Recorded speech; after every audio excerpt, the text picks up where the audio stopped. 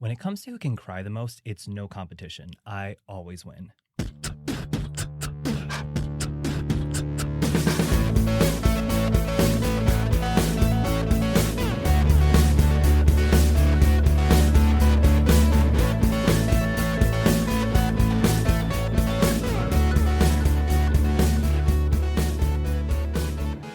Hello, my LGBTQTs, and welcome back to another episode of A Jaded Gay. I'm Rob Lovelace, and today I am a non-jaded gay because tomorrow marks 1 year that I launched the podcast. Can't believe it's already been a year. We've covered tons of topics, way more episodes than I thought. A few listeners have engaged with me. I really appreciate all the support, and I'm looking forward to another year and many more to go. Hopefully, we'll see. Anyway, what better way to mark the occasion of the 1 year anniversary than talk about a deep emotional topic that may make many of us gay men uncomfortable? Today, we are going to be talking about comparing ourselves to others, specifically comparing ourselves to our dates. And I've touched upon this before. Myself personally, I've compared myself to others I've dated in the past. Like, oh, is he more muscular than me? Or does he seem more masculine than me? Or is he ahead in his career compared to me? And partially that's because I am an insecure person. I will admit it, full transparency, I'm insecure, I'm working on it, but I'm insecure at the moment. But also, I do think that for some aspects, it's easy to compare ourselves to someone of the same gender. As gay men, we may grapple with perfectionism because we feel we need to overcompensate for being gay. And then when it comes to dating, we may feel threatened by a partner who may seem to have it more together than we do, which obviously that can make us feel uncomfortable, and it creates obstacles when it comes to opening up to someone and letting our guard down. So we're going to take a look into this. But first, you know the drill. Let's pull our tarot card.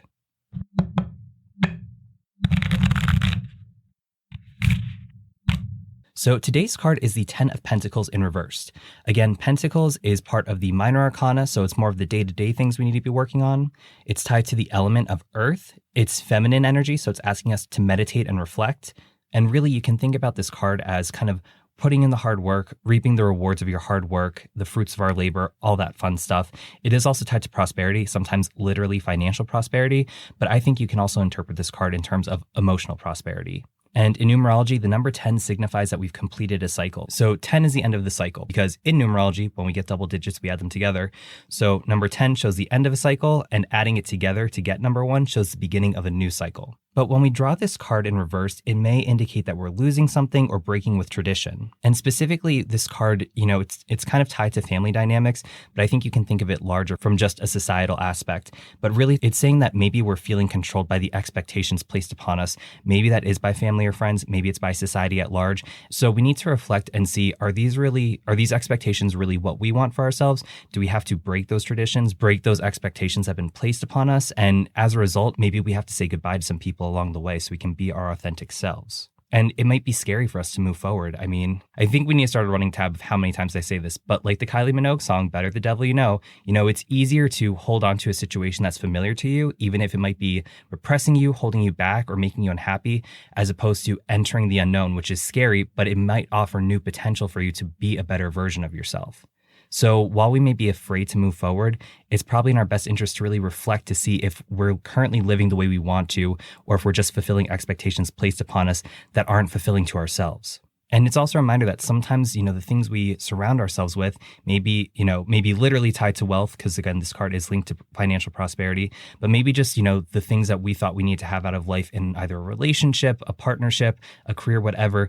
Maybe it's kind of a false illusion that we have this, but it's not what we really wanted. It's what we were expected to achieve because others told us that. And so we kind of need to shatter that illusion and really take some time to soul search and figure out what it is that we want for ourselves without the expectations or validation of others, and then find a way to move forward to that, even though we might be afraid to. And with that in mind, let's understand why we compare ourselves to others. And this isn't exclusive to gay people by any means, because everyone tends to compare themselves to others at times. In fact, some studies have found that as much as 10% of our thoughts involve comparisons of some kind. So why do we do this? Well, in 1954, psychologist Leon Festinger developed the social comparison theory. And this is the idea that individuals determine their own social and personal worth based on how they stack up against others. And there's a fine line as to if this is healthy or not. People who regularly compare themselves to others may find motivation to improve, but may also experience feelings of deep dissatisfaction, guilt, or remorse. So what benefits do we gain from comparing ourselves to others? Well, here's a quick excerpt from Psychology Today. When individuals compare themselves to others as a way of measuring their personal development or to motivate themselves to improve and, in the process, develop a more positive self-image, comparisons can be beneficial. It takes discipline, however, to avoid the pitfalls of negative comparison. In large part, how we react to comparisons depends on who we compare ourselves to. When we just want to feel better about ourselves, we tend to engage in comparisons to people worse off than we are, although this can become an unhealthy habit. When we want to improve, though, we may compare ourselves to people roughly similar to us, but higher achieving in one trait or another. But while comparison can motivate people to improve, it can also promote judgmental, biased, and overly competitive or superior attitudes. And if we become too fixated on comparing ourselves to one another, we may develop harmful behaviors. For example, if we're comparing our body to that of a professional athlete, maybe we begin to become too obsessive with working out or develop an eating disorder as we strive to quote-unquote look better than them. And I personally believe that comparing ourselves too much to others can cause us to become too reliant upon other people's perceptions of us for validation instead of being able to validate ourselves. And again, this is something that I think most people struggle with at some point in their lives.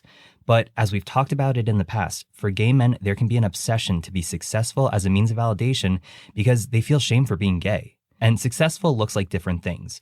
Some gay men may be obsessive about their bodies, others may want to be the center of attention in social circles, some may want to have the most glamorous home, while others may be at the top of their careers. And like Dr. Alan Downs said in The Velvet Rage, oftentimes this is a beautifully curated illusion to convince ourselves we're happy to overcompensate for the shame we faced growing up gay. And full disclosure, you can be successful, whatever that definition means to you, without it being a result of shame. But there is a fine line between genuine success and this curated life Dr. Alan Downs talks about to put on a show for others to offset our gay shame. And because of this, it's no surprise that competition may ensue between members of the gay community. In a 2014 blog post titled Sizing Up When We Compete with Other Gay Men in Gay Communities, therapist Ash Wren has this to say about gay men and their sense of belonging. Gay identity is a relatively new concept established in the last 40 years or so. Gay people have developed communities over this time that offer them support when they find themselves left out of mainstream ways of living. However, there is no question that some gay men find their scenes to be highly competitive, and this goes beyond the question of finding a partner. Sometimes the effects of this competition are described to me as, quote-unquote, not feeling as good as others, or, quote-unquote, feeling less as a person. I've spoken to men, for instance, who have told me about accumulating huge credit card debt through buying clothes, expensive holidays, or cool technology and other accessories so as to fit in with their peers and feel more comfortable in their gay networks. Others have responded to the anxiety of competition by taking drugs to feel more relaxed or, quote-unquote, part of the atmosphere. And putting it in the context of a real scenario, when I was doing research for this episode, I came across this Reddit thread from 2019 titled How to Deal with Comparing Yourself to Another Gay. Here's what the original poster said. Okay, so long story short, my housemate has a gay friend staying over this weekend. He's extremely good looking, muscular, funny, and nice. He's very confident as well, and I am quite intimidated by him, but also attracted at the same time. It sounds bad, but most other gay guys just aren't really my type or are cute and I fancy them. I'm in a weird position with this guy where I want to be him, but also find him really attractive. This isn't really a situation to resolve, but just feeling a little insecure about my appearance, the way I talk, the way I interact with other people because I'm comparing myself to him. How do you stop comparing yourself with others? And I think we can all think of a situation we've been in where another gay man has made us feel insecure. Maybe we went out with this guy who seems perfect, or at a party we met someone who seems to have it all together, and it can have us feeling insecure about our bodies, our love life, our careers, whatever it may be. Or maybe you've been in circles where there's always someone who has to one-up someone when talking, like they need to brag about who they know or what they do, and it breeds competition. In 2015, Barrett Paul actually published a HuffPost article that takes a look at why the gay community is so competitive. In the article, he says, "Since coming out, I've encountered many different types of gay men, because, as is true in all communities, no one is exactly the same, and within the broader gay community, as in any other large community, there are in fact subcultures that exist. However, what has boggled my mind is that there seems to be some sort of hierarchy within the gay community, or at least a never-ending amount of cliques. You know, those things that existed in high school." So here's some of the reasons he asserts gay men are competitive with one another. For starters, we have a second adolescence after coming out. As adults, we may move to a big city or a more gay-friendly place that's less stigmatizing than when we were growing up. It gives us the opportunity to meet other gay men like us and those who are not. But unlike actual adolescence, we don't have anyone to answer to. As kids, the problems we had weren't as big because we had our parents to answer to. But as adults in this second adolescence, we're essentially kids in a candy store, which Paul claims creates monsters on sugar highs. Also within the gay community, we separate ourselves into subgroups, twink, otter, bear, top, bottom, mask, femme, and these subgroups all come with their own stereotypes, and we're essentially creating prejudices within our own communities. So at the end of the day, we're developing cliques amongst ourselves, and those cliques aren't treated equally. And going off of that, a lot of us still struggle with masculinity and femininity. In fact, Paul says we are using outdated ideas about what it means to be masculine and feminine to classify a group of people who do not fall strictly into either category. We're also obsessed with looks and perfection, both of which we talked about in the perfectionism and body obsession episodes. And when it comes to dating, everyone's kind of a possibility. Paul writes that whether sexually, romantically, platonically, or professionally, we can all fill each other's needs in multiple ways that do not exist in the straight world. So we may enter a new group and wonder if any of the guys we're meeting can be a friend or more than that. And then the dynamic may be thrown off because some men may be joining new groups purely for friendships or networking, while others are looking for more of a romantic connection. Additionally, since we are a small community to begin with, everyone is essentially connected. Everyone knows each other in their business, which can contribute to that cliquey feeling. And a perfect example of this is that our exes and friends can date each other. I remember years ago when I was dating this guy who was very plugged into the gay scene, we'd go to the gay bar and someone could walk in and you'd instantly know that person. Like either we talked on an app or we went out on a date or the person I was dating had dated him. And at another point in my life, I had dated a guy whose roommate I had briefly talked to on an app. And it's just too close for comfort. And that's not an uncommon situation. I'm sure a lot of you listening have experienced something like that before. Here's a quote from the article. "We can become each other's partners, sexual conquests, best friends, and ex-boyfriends. Our ex can date our best friend, who is someone we could have been dating at one point. The relationships that exist within the gay community are so complex and run so deep that it feels like we are constantly surrounded by no one new, and in an endless connect-the-dots game that feels both familiar and obscenely disgusting." Additionally, in 2016, Zachary Zane published an article in Pride that claims that as gay men, our upbringing, community, and partners all impact us in ways that drive competition. And you may remember Zane from his article that we talked about in the emotional unavailability episode. Anyway, going off of that statement about our small interconnected community driving competition, Zane explains that because of this small dating pool, we want to be our best, which also creates comparisons and competition. And tied to this, the gay beauty culture consumes us, and we try to maintain unrealistic standards from having cut six-pack abs to preventing wrinkles. And no surprise to anyone, but social media consumption and dating apps can exacerbate these physical insecurities we may have. In fact, a 2020 research study at California State Polytechnic University, Pomona, took a look at gay men and their self-perceptions based on Grindr use. And I'm sure no one is surprised to hear that they observed toxic behavior on the app. But the study found that there was a slightly higher percentage of users experiencing negative self-feelings than users who experienced positive self-feelings. And the author proposed that those negative self-feelings were reinforced by users socially comparing themselves to others. But despite acknowledging the toxic behavior, most participants expressed continuing using Grindr to seek physical validation, regardless of potential adverse effects on self-perception. So that's great right there. It's just an endless cycle of hurt. Now, going back to the Pride article, Zane goes on to say that some of the other reasons we as gay men may be competitive with one another is because many of us were bullied as kids. And this is my own personal opinion, and it definitely applies to myself, but by being bullied, we may have wanted to correct the quote-unquote flaws we had that made us targets of bullying, or we may feel the need to be overachievers to compensate and justify ourselves. In fact, Zane also says that excelling was a way out of our town. Shocker, but cities tend to be more tolerant than small towns, which is where many of us ended up. But to get out of those small towns, we needed to have the best grades or be super athletic so we could get scholarships to go to college. And here's a quote from Zane. "So many gay men strove to be the best to escape, which caused them to become competitive." Now, additionally, competition breeds competition, so being a part of an overly competitive community may cause us to become more competitive ourselves. And this isn't just tied to gay men in our social circles, it can also be who we date, which is another area of concern. We can end up directly comparing ourselves to our partners. Here's a quote from Zane. "Unlike a man dating another man can directly compare himself to his partner. We can directly compare ourselves to our male partner on looks, professional success, how many guys flirt with each of us when we go out together, literally anything. This makes us more competitive than straight men and can make us competitive with our same-sex partners." And this competition amongst same-sex couples is not uncommon. In fact, a 2018 Wellman Psychology article says that stage 2 of relationship development is coined the competitive or power struggle stage, and this is when differences of opinion really come to light. Here's an excerpt. Stage 2 is entered when a couple decides to commit to one another by openly engaging in a large relationship change, such as agreeing to date exclusively, merging resources, moving in together, or starting a family. These big decisions stir unplanned emotional and physical reactions, cue competition.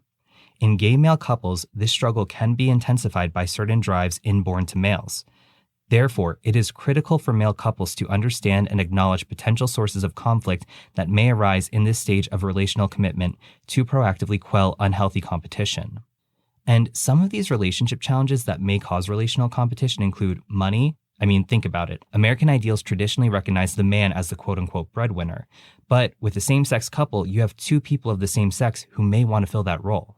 Another area is appearance. Again, it's easier to compare yourself physically to someone of the same sex, and this type of competition is especially dangerous because it can trigger harmful mental and physical disorders. Another area, duties, and this kind of ties back into the money piece, but there are typical gender norms of who fills what role in a couple, and these deeply rooted gender norms can elicit competition in gay couples over who, quote-unquote, wins the more traditionally masculine chores around the house. And the last area is friendships. We talked about how we have a small interconnected community. And as a result, most same-sex couples share the same friend group. So one, there is no separation of lives here. But two, because that group of friends may be mostly other gay men, there may be some insecurity of the threat of another impending on a relationship, which can cause anxiety and jealousy. And while all of this may seem like just some competition, don't all competitions result in a winner and a loser? I mean, if you're not winning, then you're losing, right? And especially in the scopes of a romantic relationship, if there are high levels of competition where it feels like someone is the winner and someone is the loser, won't that cause some resentment? So what can we do? Well, generally speaking, there's plenty of tips online about how to stop comparing ourselves to others. This includes appreciating what you have, practicing gratitude, removing or replacing comparative thoughts, focusing on what actually matters, and documenting your achievements. And that's all great, and those are things that we should definitely work on. But specifically as gay men, there's deeper work we need to do. In his YouTube video, psychotherapist Matthew J. Dempsey talks about the compare and despair phenomenon and how competition amongst gay men is a slippery slope because we're putting ourselves up against men who are supposed to be our teammates. I mean, we face enough adversity in our daily lives from politicians, strangers on the street, Florida for Christ's sake. We are a small community, so why are we tearing each other down when we should be building each other up? Now, going back to that Reddit post we talked about earlier, this was the most popular answer on that thread. You eventually learn that comparing yourself to others is a waste of time. That doesn't mean you can't get inspiration from how they dress, act in some situations, and maybe some workout tips if you're into that. What you're feeling is natural. It doesn't mean you're inferior in any way to him, and you shouldn't feel threatened or intimidated. He's just another guy. And in the scope of a romantic relationship, the Wellman Psychology article gives some positive practice tips on how to reduce competition in same-sex couples. For starters, communicate proactively with your partner and share what works for you. Let your partner know what he can do to support your needs and why these actions help you. Also, brush up on your financial literacy. Take classes together on how to better save and manage money so that finances become a joint effort. Use chore cards to eliminate the discussion about who does what around the house. Each partner selects chore cards from a stack at random, and these cards detail their specific house duties for the week. Encourage your partner to make plans with friends, even if you can't be there. And lastly, spend time personally reflecting on your own needs. When you take care of yourself first, you'll be more willing to support your partner without quote-unquote keeping tabs. And going back to that HuffPost article, Paul ends the article with some really powerful words that I'd like to close this episode out on. When you find your authenticity and get over the cliques, the classifications, the notions of masculinity and femininity, what you find is that you are simply you, an individual who wants happiness, love, and respect. You won't feel the need to tear others down, but the desire to build them up higher and higher. We must go back to being a brotherhood before it's too late and claim our pride in a new way.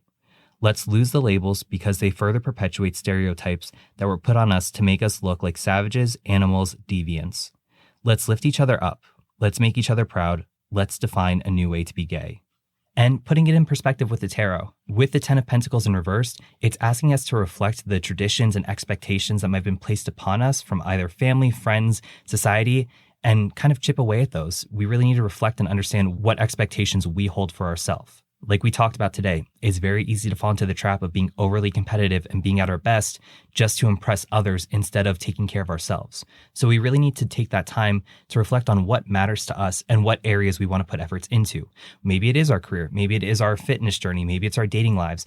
That's all fine as long as we are doing it for ourselves and approaching it in a healthy way. And as a final note, I do think within the gay community, there can be a lot of clickiness, cattiness, and tearing each other down. And we are such a small, persecuted group to begin with that we really do need to lift each other up. We need to support each other. And I think we can start by supporting ourselves, because if we are making ourselves the healthiest we can be emotionally, then we can also spread that kindness out into the world and support others emotionally. So thank you all for listening. If you have any questions or feedback, please feel free to reach out to me, rob@ajadedgay.com. You can also follow the podcast on Instagram, TikTok, SoundCloud, and YouTube at @ajadedgaypod. You can follow me, Rob Loveless, personally on Instagram at Rob_Loveless. And you can also support the show for as little as $1 a month on Patreon at @ajadedgaypod. And remember, every day's all we have, so you got to make your own happiness. Bye.